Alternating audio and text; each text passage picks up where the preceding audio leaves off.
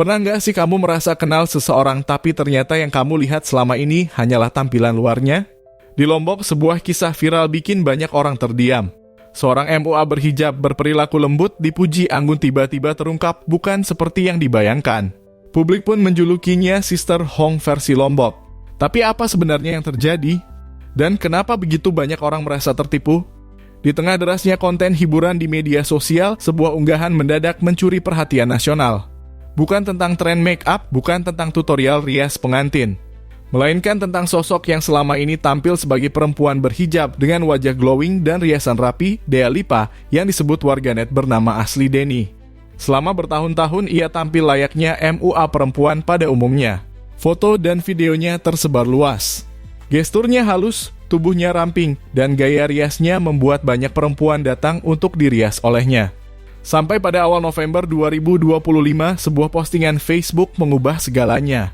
Akun Facebook Diana Arkayanti mengunggah foto Dea dengan caption yang langsung mengguncang warganet. Unggahan itu menyebut bahwa sosok yang dianggap perempuan ini sebenarnya laki-laki. Dalam hitungan jam, unggahan tersebut dibagikan ribuan kali. Banyak yang terkejut, banyak yang tidak percaya, dan tidak sedikit yang langsung melakukan penelusuran sendiri. Diana bahkan mempertanyakan kenapa tokoh adat dan agama di kampung Denny diam saja. Dari sinilah cerita berlanjut karena mulai bermunculan pengakuan dari orang-orang yang pernah dirias atau berinteraksi dengan Dea. Salah satu testimoni paling viral datang dari seorang perempuan yang mengaku sempat ganti baju di depan Dea saat wisuda, karena ia benar-benar mengira sedang berhadapan dengan sesama perempuan. Komentar lainnya mengungkap pengalaman serupa. Beberapa di antaranya mengaku syok karena merasa privasinya tidak dijaga. Ada pula cerita soal Dea yang disebut ikut sholat di barisan perempuan. Hal ini memicu perdebatan baru. Tidak semua setuju dengan ada komentar tersebut, namun isu ini makin memperluas pembahasan tentang etika, identitas, dan batas kenyamanan. Warganet kemudian membahas bahwa Dea selalu mengenakan hijab saat bekerja. Beberapa bahkan menyebut ia memakai atribut tertentu untuk memperkuat tampilannya sebagai perempuan.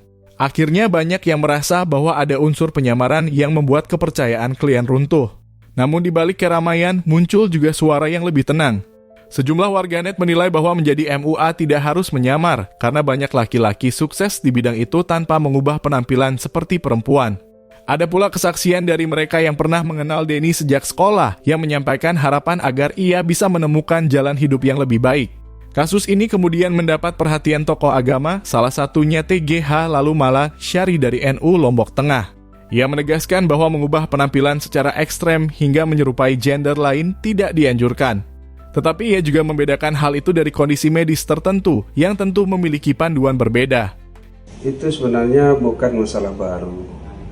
Tetapi sekitar tahun 89-an itu sudah clear dibahas dalam Basul Masawil PWNU Jawa Timur, bahwa seseorang yang dengan frontal menolak ataupun tidak menerima apa yang ditakdirkan, jadi seorang laki-laki merubah secara total menjadi perempuan, dan orang perempuan sebaliknya merubah total memilih menjadi jenis kelamin laki-laki, itu adalah haram mutlak.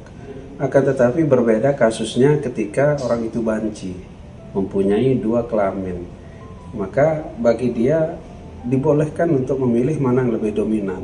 Yang dengan tegas bahwa di sini adalah kalau umpamanya laki-laki dia lebih memilih untuk merubah total jenis kelamin yang menjadi jenis kelamin perempuan, maka itu haram. Kadadinu ayyakuna laiba. Hampir-hampir agama ini akan dijadikan sebagai alat permainan, akan dipermainkan agama itu kalau kita tidak punya ketegasan.